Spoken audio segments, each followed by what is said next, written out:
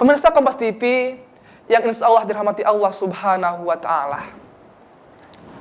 Berbicara mengenai sabar, setidaknya ada 3 tipe atau 3 tipikal sabar yang harus diterapkan oleh seorang manusia, seorang hamba di dalam dirinya. Yang pertama ialah sabar dan tekun dalam menjalankan segala perintah dari Allah Subhanahu wa Ta'ala. Maksudnya apa? Ketika kita diberikan sebuah ibadah seperti sholat, puasa, zakat, dan lain sebagainya, hendaklah kita menerapkan sikap sabar ini agar ibadah yang kita lakukan ini bisa sempurna, bisa perfect ke depannya. Akan tetapi hal ini tidaklah instan. Sebagaimana dijelaskan tadi, secara berangsur-angsur, perlahan-perlahan, insya Allah sikap sabar ini senantiasa bisa melekat di dalam diri kita.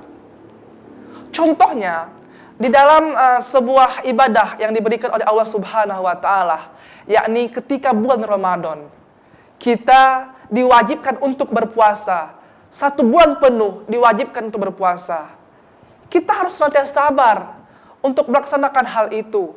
Sabar dari godaan, baik nafsu, hawa, dan lain sebagainya. Menahan haus, menahan lapar. Kita harus sabar. Ketika kita sudah sabar, maka ibadah yang kita lakukan itu, 1 bulan penuh itu, bisa diterima, bisa sempurna di mata Allah Subhanahu wa Ta'ala. Pemirsa Kompas TV yang insya Allah dirahmati Allah Subhanahu wa Ta'ala.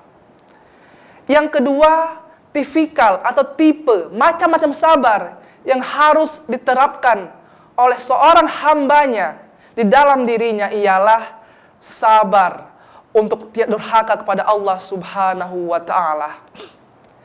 Yang kedua ini, kita harus senantiasa sabar ketika kita mendapatkan hal-hal yang kita tidak inginkan, hal-hal yang di luar konteks yang kita inginkan.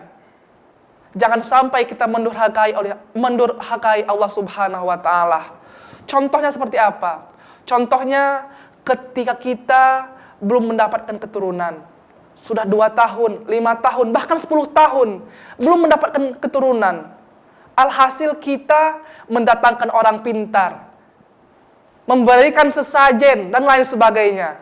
Hal itu kan termasuk ke dalam mendurhakai Allah Subhanahu wa Ta'ala. Maka jangan sampai kita melakukan hal itu. Karena hal tersebut bukan syirik, akan tetapi kita sudah menggoreskan arti sabar ini. Ketika kita mendapatkan hal semacam itu, seperti belum mempunyai keturunan dan lain sebagainya, hendaknya kita bersabar. Hendaknya kita berdoa kepada Allah Subhanahu wa Ta'ala agar secepatnya diberikan momongan atau diberikan keturunan. Pemirsa Kompas TV yang insya Allah dirahmati Allah Subhanahu wa Ta'ala. Sabar, ketika kita berbicara mengenai sabar, yang ketiga ialah tipikal ataupun macam-macam sabar yang harus diterapkan oleh manusia di dalam dirinya ialah sabar ketika mendapatkan hal-hal yang tidak diinginkan, atau sabar ketika mendapatkan musibah dari Allah Subhanahu wa Ta'ala. Hal ini yang paling kita sering jumpai di dalam kehidupan sehari-hari.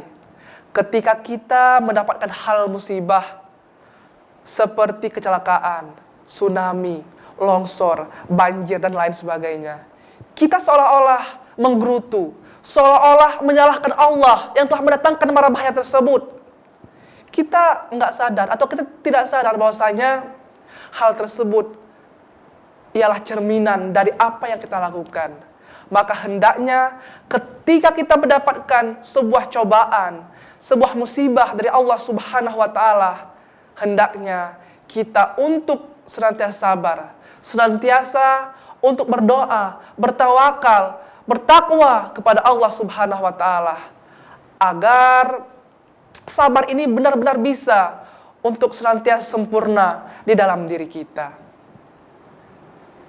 Pemirsa Kompas TV yang insya Allah dirahmati Allah Subhanahu wa Ta'ala. Maka dari itu, hendaknya kita senantiasa menerapkan dari paling bawah, dari nol hinggalah yang paling puncaknya, menerapkan sabar ini. Supaya kita bisa dekat dengan Allah Subhanahu wa Ta'ala, bisa mendapatkan surganya Allah Subhanahu wa Ta'ala. Karena mengapa?